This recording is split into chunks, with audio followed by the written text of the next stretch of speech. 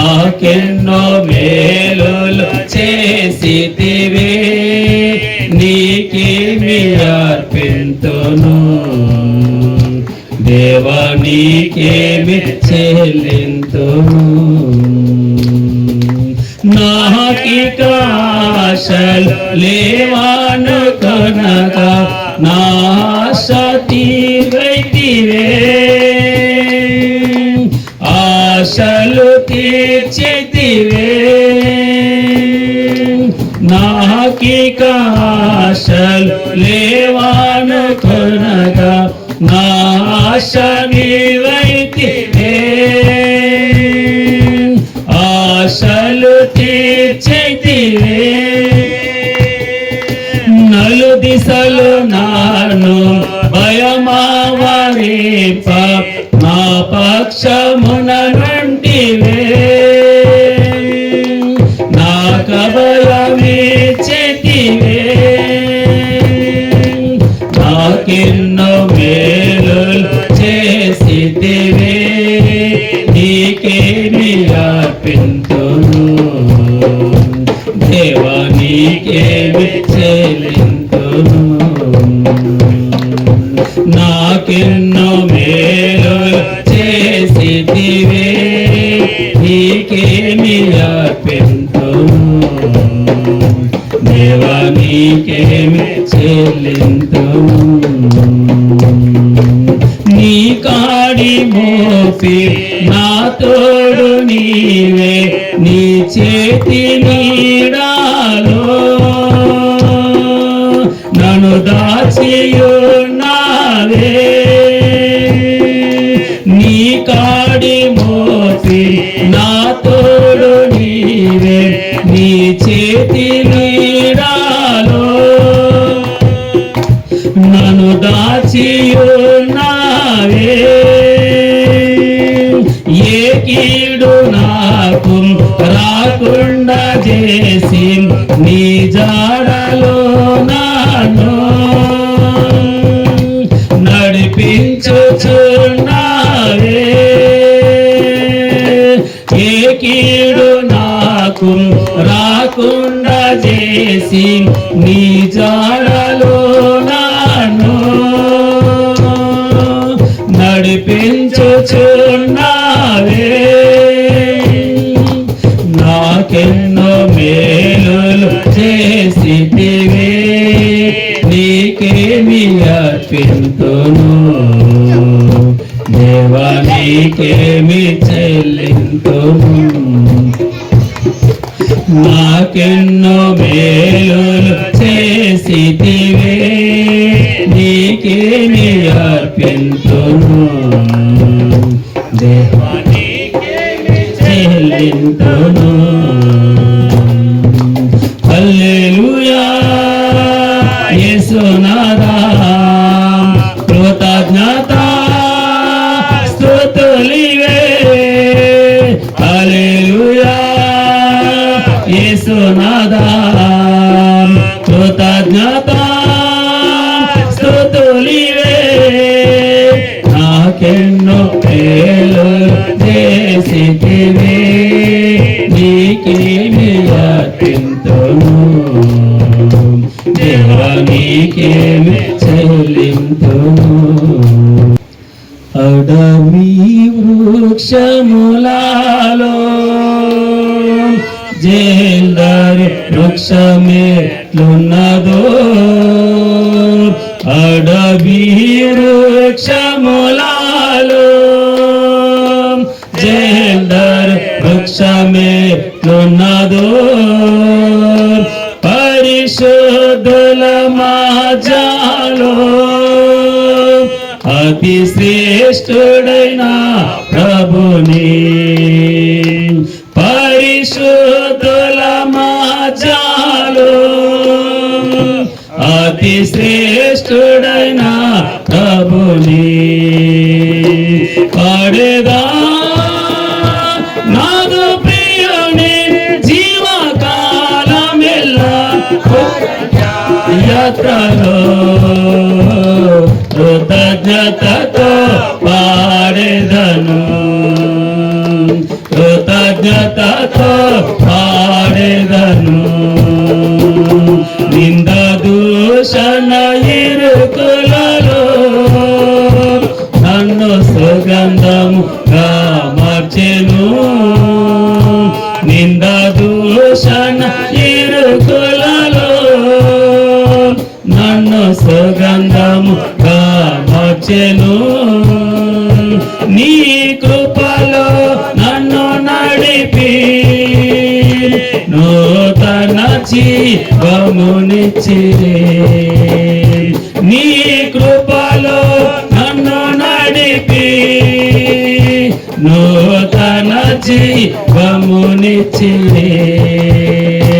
పడేదా నాదు ప్రియుని జీవకాలమెల్లా అరణ్యయాత్రలో కృతజ్ఞతతో పాడెదను.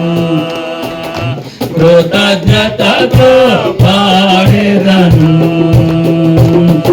ఆనందభరితుడనెను నీ ప్రేమలో నుండుటకు. ఆనందభరితుడనెను నీ ప్రేమలో నుండుటకు. నీ స్వరమున కతి మధురం నీ ముఖము మనోహరము. నీ స్వరమున కతి మధురం నీ ముఖము మనోహరము.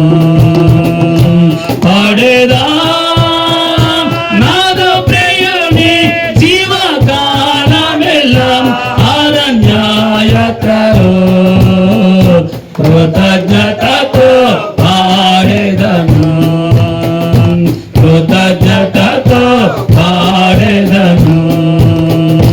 నీ చిత్తము చేయుటకు నన్ను నీకు సమర్పించెదా. నీ చిత్తము చేయుటకు నీకు సమర్పించెదా. నా పరుగును తుదముట్టించి నీ సన్నిధిలో నడిచెదా.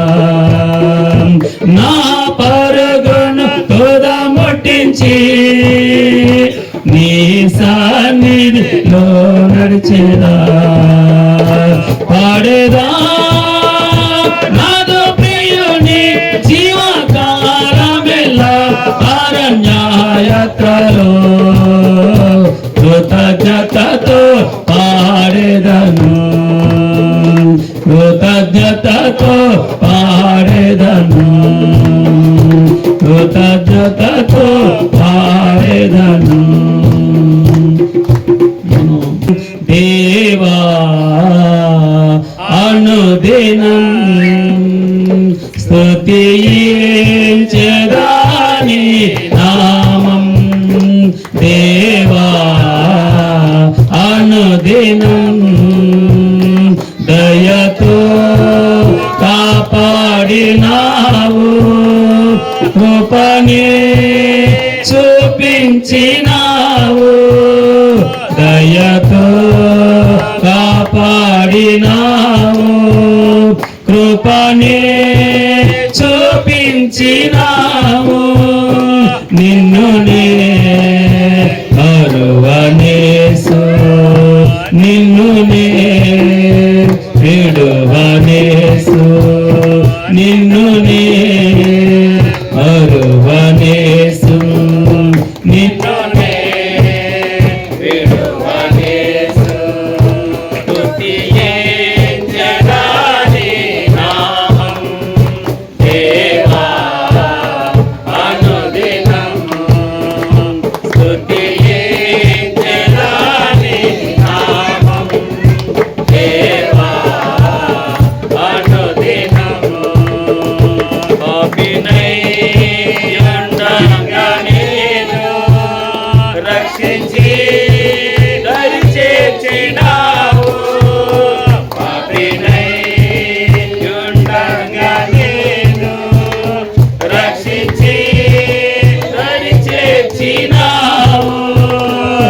నిన్నునే మరువనేసు నిన్నునే విడువనేసు నిన్నునే మరువనేసు నిన్నునే విడువనేసు స్తుతించెదాని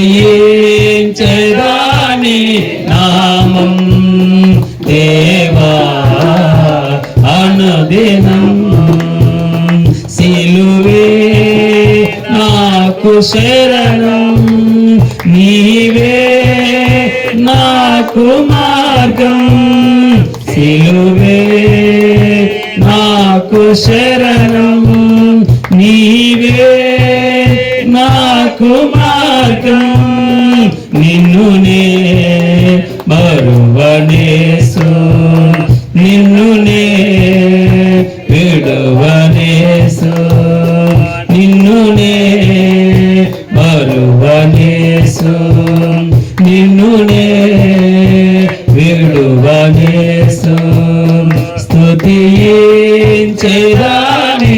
నామం దేవా అనుదినం స్తుతించెదాని నామం దేవా అనుదినం.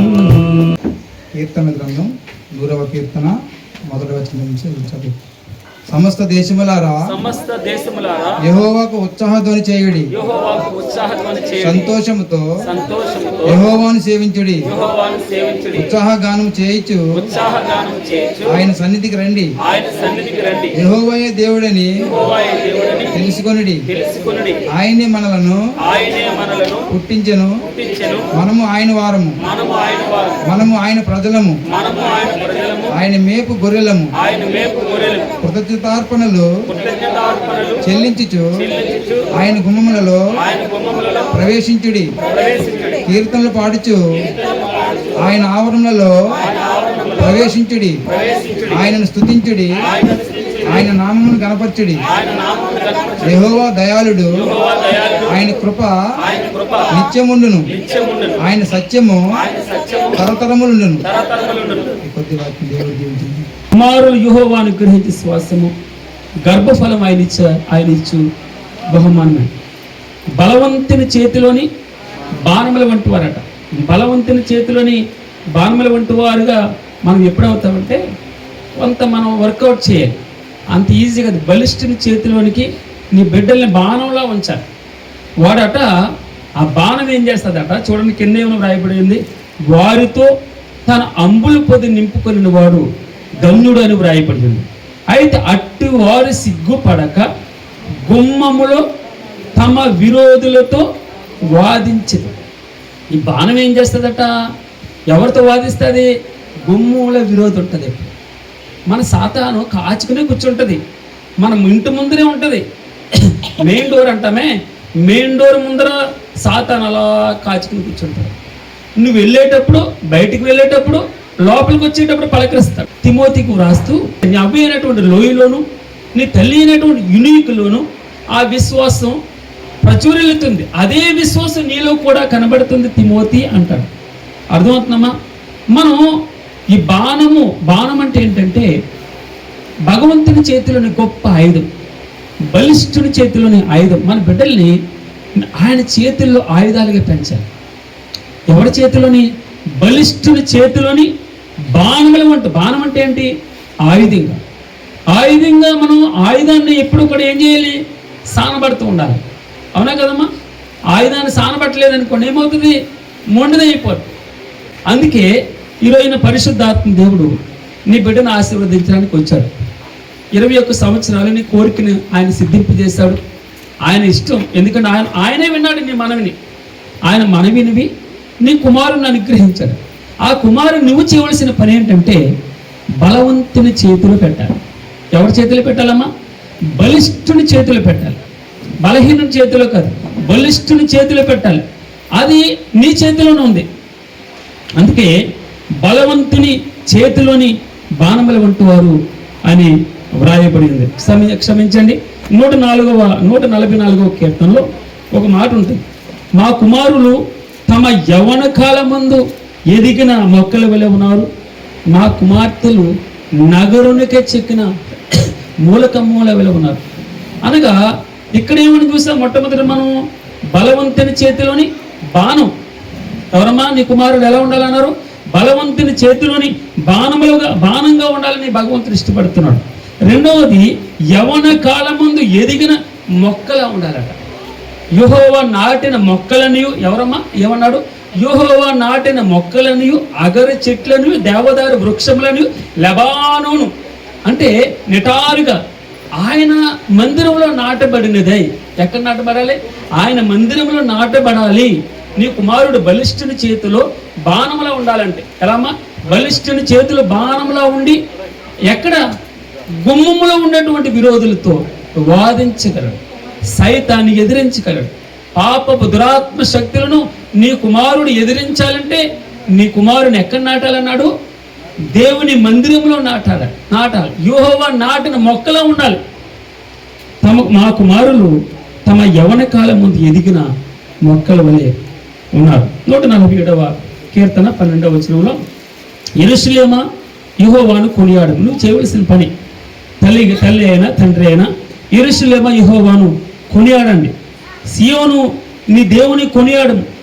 ఆయన నీ గుమ్మముల గడియలు బలపరిచినాడు. నీ గుమ్మముల గడియలు బలపరిచినాడు. ఆయన నీ గుమ్మముల గడియలు బలపరిచినాడు. నీ మధ్యను నీ పిల్లలను ఆశీర్వదించినాడు. నీ సరిహద్దుల్లో సమాధానం కలుగజేయవాడు ఆయనే. నీ కుమారుడు పుట్టిన తర్వాత అనేకులకి మధ్య నీకు సమాధానం ఉంటుంది. నేను చూస్తే ఎంత సంతృప్తి ఉంటుంది. మీ అత్తగారు కావచ్చు, లేకపోతే మీ మామయ్య అవ్వచ్చు, నీ కుటుంబీకుల బంధువుల మధ్య నీకు ఒక అద్భుతమైనటువంటి విలువ పెరుగుతుంది. అది ఆయన ఆశీర్వదించిన దాన్ని బట్టి. ఏమన్నాడు? యెరూషలేమా యెహోవాను కొనియాడును, సియోను నీ దేవుని కొనియాడాలి. ఆయన నీ గుమ్మముల గడియలు బలపరిచినాడు. నీ మధ్యను నీ పిల్లలను ఆశీర్వదించినాడు. నీ సరిహద్దుల్లో సమాధానం కలుగుచేవాడు ఆయన. మంచి గోధుమలతో, ఎలామా? మంచి గోధుమలతో నిన్ను తృప్తిపరచువాడు ఆయనే. అందుకే మన సూత్రాలు చూసాం. ఆయన మన బలవంతుని చేతిలోని బాణముల వంటి వారుగా నీ బిడ్డలు ఉండాలంటే ఏంటమ్మా? బలవంతుని చేతిలోని బాణములుగా ఉండి ఆ బాణం గుమ్మములో, మన గుమ్మములో, ఎవరి గుమ్మమ్మా? నీ గుమ్మములోనే నీ కొరకు కాచుకుని కూర్చున్న సాతాన్ని ఎదిరించడానికి బాణములా తయారు చేయాలి. అది ప్రార్థన ద్వారానే.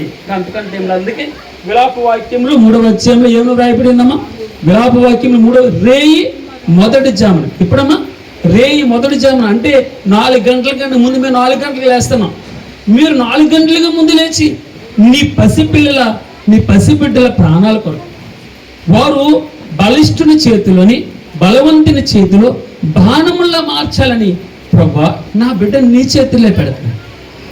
నీవు తన్ని షార్ప్గా చేయి, తెలివైన వాడిగా చేయి, జ్ఞానవంతుడిగా చేయి. నా కుమారుడు నాకంటే వివేకం కలిగిన వాడుగా, నాకంటే పరిశుద్ధత కలిగిన వాడుగా, నాకంటే నీకు ఇష్టడుగా నువ్వు. అందుకే కొలసీలకు రాసిన పత్రిక మేము ధ్యానం చేస్తాను. దాని యొక్క సారాంశం అంతా ఏంటంటే ఆయన సంతోషపెట్టేవారుగా మనం ఉండాలని.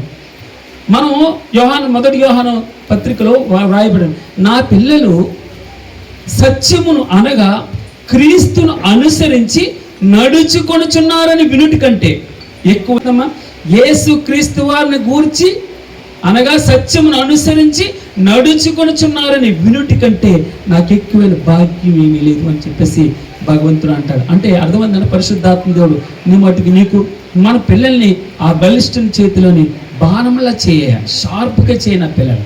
నా పిల్లలు తెలివైన వారుగా చేయి, జ్ఞానవంతులుగా చేయి. నా పిల్లలు విరోధులతో వాదించాలి. ఏ విరోధిది? సైతానితో వాదించాలి, శాతానితో వాదించాలి. నా పిల్లలకు మంచి జ్ఞానం ఇయ్యాలి. అర్థమవుతున్నాం? ఎవరితోటి పోరాడడం? ప్రార్థన అంటే ఎవరి మీద పోరాడడం? సైతాన్ మీద పోరాడడం, శాతాన్ మీద పోరాడడం. అందుకే ప్రార్థన అన్నీ చేయొచ్చు, అన్నీ చేస్తారు. బైబిల్ చదువుతారు, చర్చికి వెళ్తారు, ప్రార్థన చేయడానికి మోకాలు రావు. ఎందుకు రానవదు? అది సైతాను ప్రార్థన చేయనవద్దు. మీకు అర్థం చేసుకోండి. ఎంతసేపు ప్రార్థన చేస్తారు? ఒంటరిగా ఉండి ఎంతసేపు భగవంతుని దగ్గర మనం నేర్చుకునేది మీరు కనిపెట్టుకుని ఉండాలి. రెండోది ఆయన సన్నిధిలో కనపడుతూ ఉండాలి. ఆయన కొరకు కనిపెట్టి మీరు ప్రార్థన చేసి వదిలేయడమే కాదు, ప్రార్థన చేసి ఆయన కొరకు కనిపెట్టుకుని ఉండడం గొప్ప లక్షణం. ఆయన సన్నిధిలో మనం కనబడడం గొప్ప లక్షణం. అందుకే బలిష్ఠుని చేతులు బాణముల షార్ప్గా నీ బిడ్డలు అవ్వాలంటే నీవు ఆయన సన్నిధిలో కనబడుతూ ఉండాలి, ఆయన సన్నిధిలో కనిపెట్టుకుని ఉండాలి. ఆయన ఏం చెప్తాడో మనమే ప్రార్థన చేయాలి, మనమే అడగడం కాదు, 24 గంటలు మనం అడగడం కాదు, ఆయన చెప్పే మాట కొరకు కూడా మనం కనిపెట్టుకునే అద్భుతమైన ఆ యొక్క పరిశుద్ధాత్మ వరాన్ని నువ్వు పొందాలని భగవంతుడు ఇష్టపడుతున్నాడు. రేయి మొదటి జామున నీ పసిబిడ్డల ప్రాణాల కొరకు 2 చేతులు ఆయన వైపెత్తి, 2 చేతులు ఆయన వైపెత్తి భగవంతుని పూజించడం ఎంత గొప్ప అదృష్టమో తెలుసామా. అందుకే మన పిల్లలకి మనమే గురువులు, మనమే మొదట జీవితం. మన ప్రార్థన ఎలా చేస్తున్నాం, చర్చికి ఎలాగా తాపత్రయపడుతున్నాం, టైం అవుతుంది వెళ్ళాలి అని ఏ విధంగా తాపత్రయపడుతున్నాం. మన బిడ్డలు మనల్ని అనుకరిస్తారు. మనం ఈ రోజుల్లో చిన్న బిడ్డలకి ఏది నువ్వు ఆటో ఏది ఇస్తావో దాని మీదే ఉంది. ఈ రోజుల్లో సెల్ ఫోన్స్ ఎంత వెచ్చలేడుగా బిడ్డలకి ఇచ్చేస్తున్నారు. బిడ్డలకి అసలు సెల్ ఫోన్ ఇస్తే దుర్మార్గం, అది పాపం. మీరు అర్థం చేసుకోండి. మన బిడ్డలకి రాయించడం నేర్పించాలి, చదివించడం నేర్పించాలి, ప్రార్థించడం నేర్పించాలి ఎక్కువ. అందుకే దేవుడు ఏం చెప్తాడు, నువ్వు కూర్చున్నప్పుడు, నుంచున్నప్పుడు, పడుకున్నప్పుడు, లేచినప్పుడు, నడుస్తున్నప్పుడు ఎప్పుడు కూడా మన ధ్యాస అంతా భగవంతుని నామస్మరణతో తన దగ్గర ఉండాలి, వాక్యంతో. మా ఆశీర్వాదం అంటే ఏంటి తెలుసా? మరలా చెప్తాను. యాకోబు అన్ని సంపాదించుకున్నాడు. వెళ్ళేటప్పుడు ఒంటరిగా వెళ్ళాడు, చిన్ని కర్ర పట్టుకుని వెళ్తాడు, వచ్చేటప్పుడు 2 గుంపుల కింద వస్తాడు. అయినా కూడా ఇబ్బోకరేవు దగ్గర ఒక్కడు ఉండిపోయి రాత్రంతా గోజాడతాడు భగవంతుడితో. నువ్వు నన్ను ఆశీర్వదిస్తే తప్ప నేను వదలను. ఆశీర్వాదం అంటే ఏంటో తెలుసమ్మా? భగవంతుని కలిగి ఉండడం గొప్ప ఆశీర్వాదం. ఆయన తీసుకుని ముందరికి వెళ్ళడమే, ఆయనతో ఉండడమే, ఆయనతో నడవడమే. మనం నుంచున్నప్పుడు, కూర్చున్నప్పుడు, పడుకున్నప్పుడు, లేచినప్పుడు, గౌరబంధాల మీద, బాసికాల కింద, చేతుల మీద, నడికట్ల మీద ఎక్కడ కనబడితే అక్కడ వాక్యము వాక్యము వాక్యం. పరిశుద్ధాత్మ దేవుడు ఆ వాక్యంతో ఉంటేనమ్మా మిగిలిందంతా.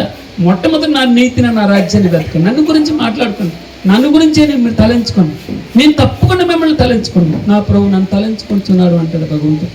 ఇది మన చంటి బిడ్డలకి మనమే చిన్నప్పటి నుంచి చెవుల్లో భగవంతుని నామస్మరణ మనం మాట్లాడుతూ ఉండాలి.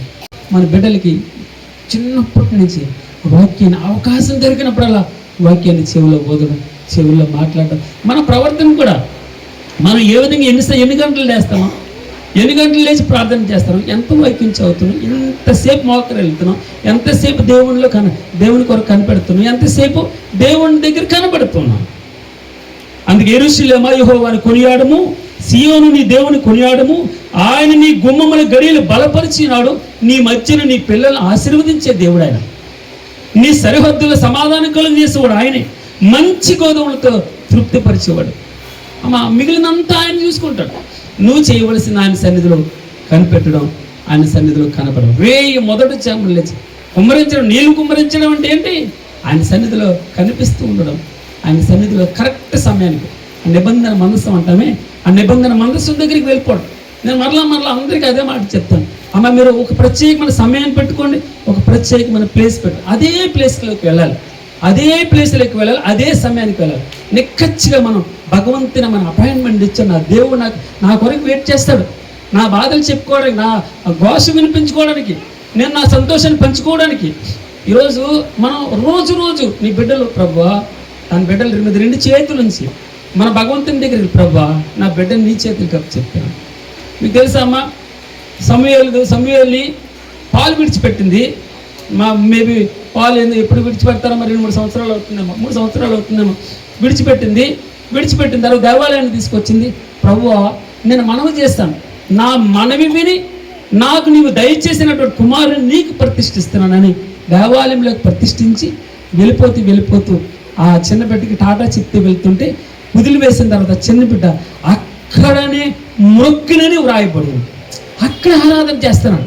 అలా అమ్మ వైపు చూడలేదు, భగవంతుని అక్కడ ఆరాధన చేస్తున్నాడు. 2 చేతులు ఎత్తి మోకరిల్లి ఆయన సాగిలు పడిపోయి భగవంతుని దగ్గర మొక్కిన అని వ్రాయబడింది. ఎంత చక్కని 3 సంవత్సరాలకి ఎంత అద్భుతమైన భక్తి నేర్పించింది తల్లి.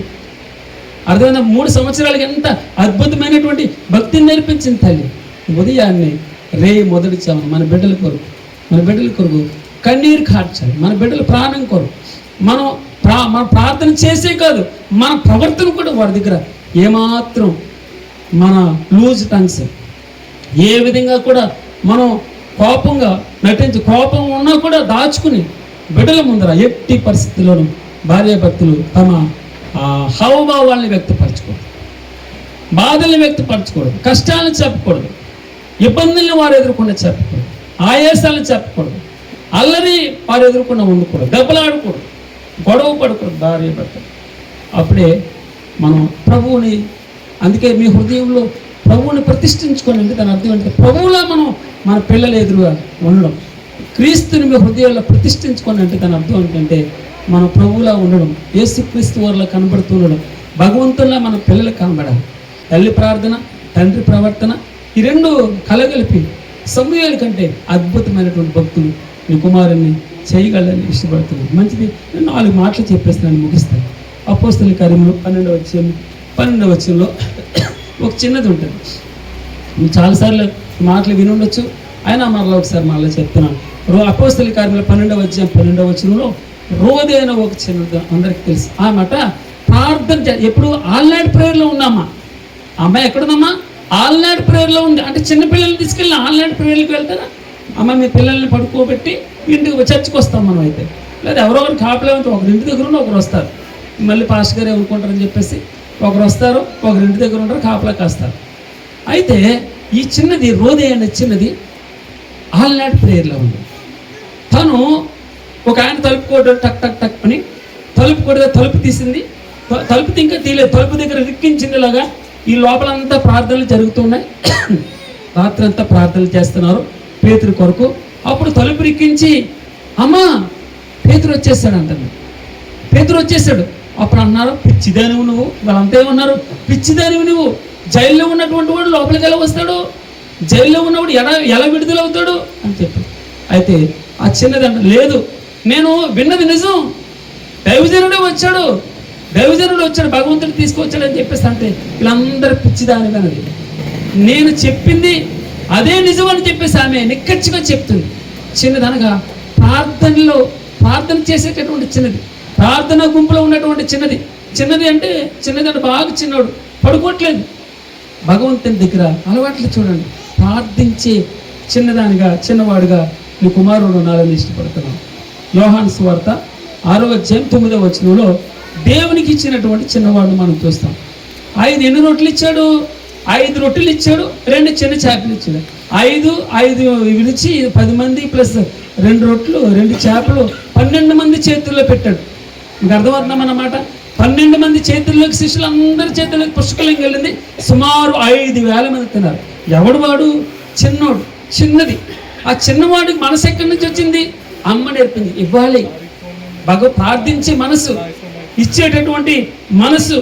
అపోస్తల కార్యములు 21వ అధ్యాయము 8వ వచనంలో ఫిలిప్పు అనికి 4 కుమార్తెలు ఉన్నారంట. సువార్తికుడు అతని పేరు. ఎవరంటే?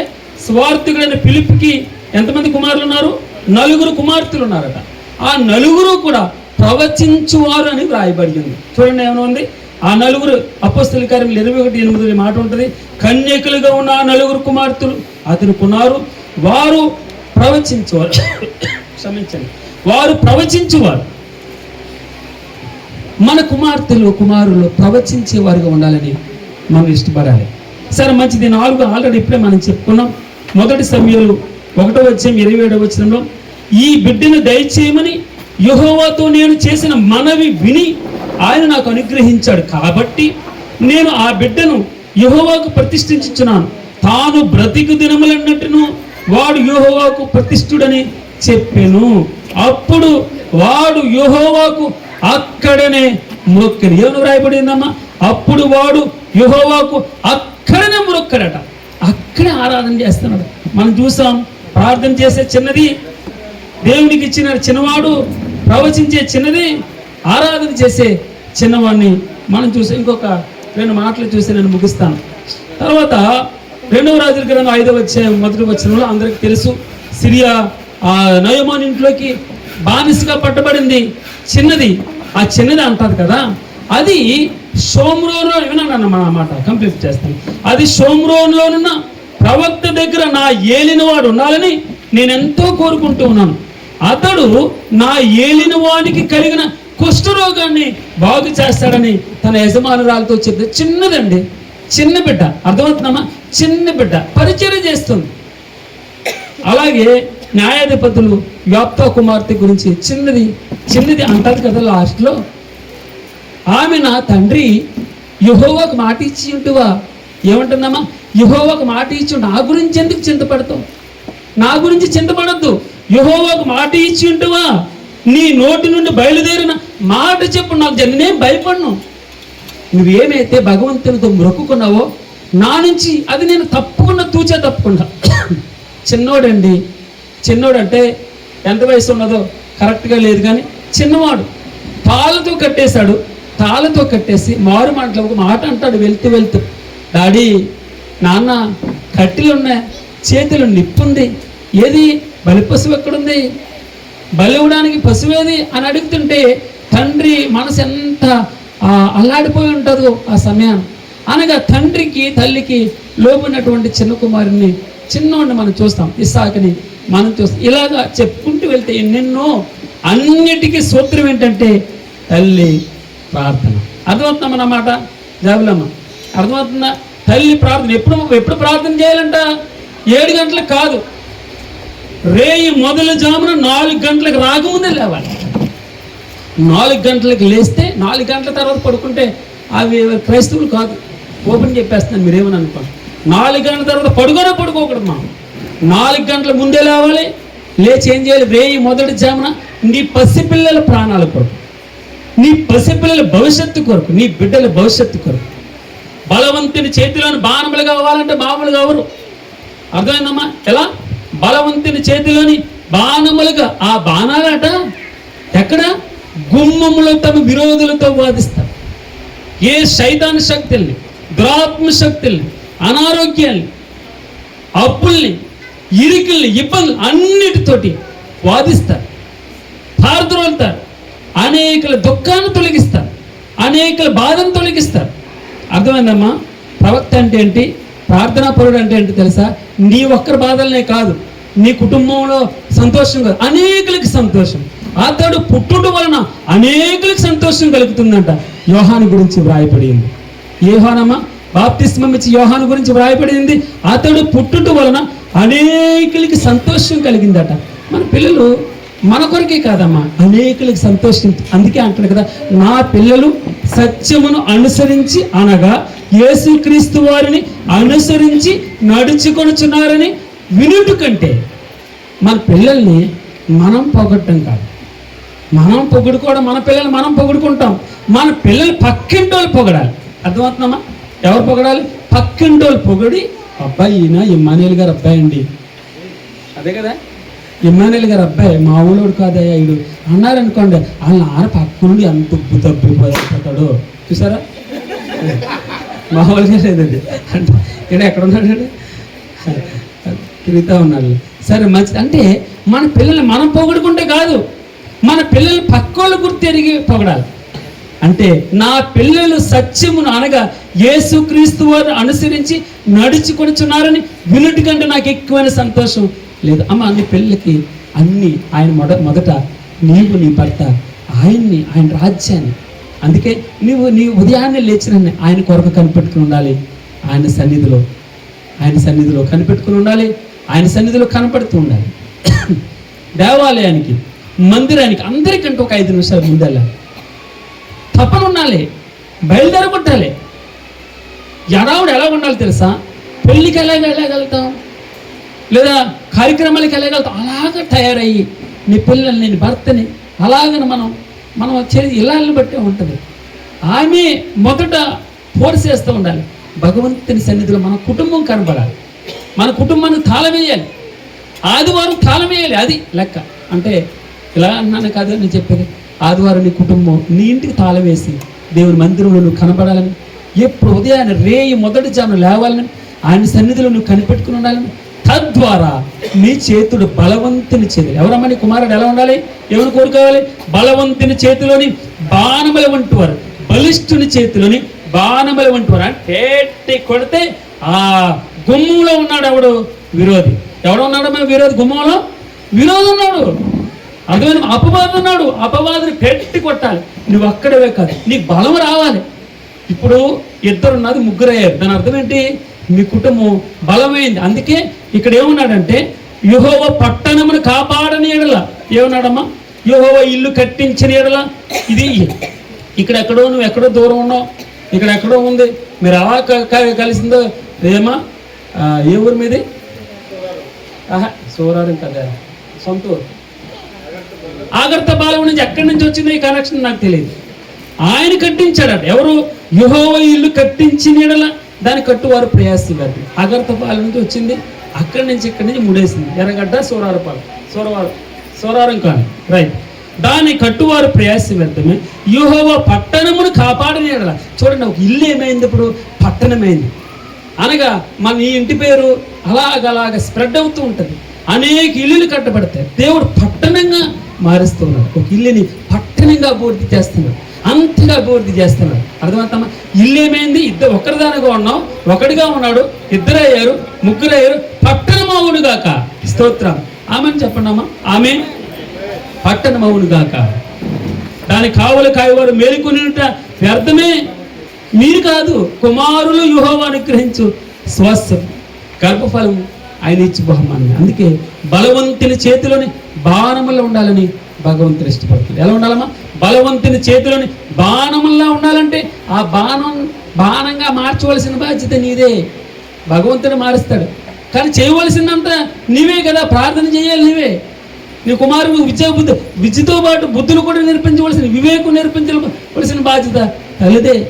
అందుకే లేచిన, కూర్చున్నా, లేక ఎక్కడితో ఎవరితో మాట్లాడినా, ఇరుగు పొరుగు వారితో మాట్లాడినా, ఏదైనా కాన్సన్ట్రేషన్ అంతా ఒకటే. నా కొడుకు చెవుల్లో వాక్యమును చూపించాలి. వాక్యంతో మాట్లాడాలి. వాక్యంతో పేరు పెట్టి పిలవాలి. వాక్యంతో సంభాషించాలి. వాక్యంతో అంటే మీకు అర్థమవుతుందమ్మా? ఆ వాక్యం సజీవమే, బలము గలదే, ఎటువంటి రెండంచులు గల ఖడ్గము కంటిన వాడిగా ఉండి ప్రాణాత్మలను మూలుగులు విభజించినంత మట్టుకు ప్రతి సమస్యకి, ప్రతి ప్రశ్నకి వాక్యమే. నువ్వు వాక్యం మీద ఆధారపడితే మైమరిచిపోవచ్చు. అందుకే నాకు బాగా ఇష్టమైన మాట, ఆకాశమందు నువ్వు తప్ప నాకు ఎవరున్నారు ప్రభా?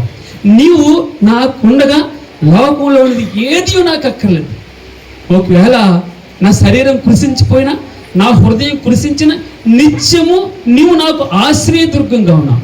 నువ్వు నా పాణిభాగం ప్రభు, నువ్వు నా ఆస్తి తండ్రి, నీవే నా భాగమును కాపాడుచున్నావు. నువ్వు నా పానీయ భాగం. ఆ పానీయ భాగం అంటే ఏంటి తెలుసామా? నా ఆస్తిలో భాగాన్ని నీవే, నీవే నా భాగం, నీవే భగవంతుని. నువ్వు అంతగా మనం ఆయన్ని దాన్ని అబ్స్ట్రాక్ట్ చేసుకో. నా సొంతం, నువ్వు నా సొంతం. వాక్యాన్ని మనం సొంతం చేసుకున్నప్పుడు నీ బిడ్డల్ని బలవంతుని చేతులని బాణాలుగా మార్చగలడు. మనం ఎన్నో చూస్తాం. ప్రార్థన చేసే చిన్నవాడుగా, దేవునికి ఇచ్చేటటువంటి చిన్నవాడుగా, ప్రవచించే చిన్నదానిగా, మా ఆయన సన్నిధిలో ఆరాధించే చిన్నవాడికి ఇంకేం చూస్తామమ్మా? పరిచర్య చేసే చిన్నవాడుగా, చక్కని కన్యత్వం నింపుతాను. మంచి సాక్ష్యం కలిగి కన్యత్వం నిలుపుకోవడం, మంచి సాక్ష్యం. నువ్వు పోగొట్టడం కాదు, మీ భర్త పోగొట్టడం కాదు, మీ అత్తమ్మ పోగొట్టడం కాదు, మీ మనవుల గురించి, మీ కొడుకు గురించి ఎవరు పొగడాలి? బయట వ్యక్తులు పొగడాలి. అందుకే భగవంతుడు ఈ రోజున భగవంతుడు 100వ కీర్తనలో మనం స్తుతి అర్పణ కీర్తన నువ్వు అర్పించవలసిన దానివే అన్నావు. స్తుతి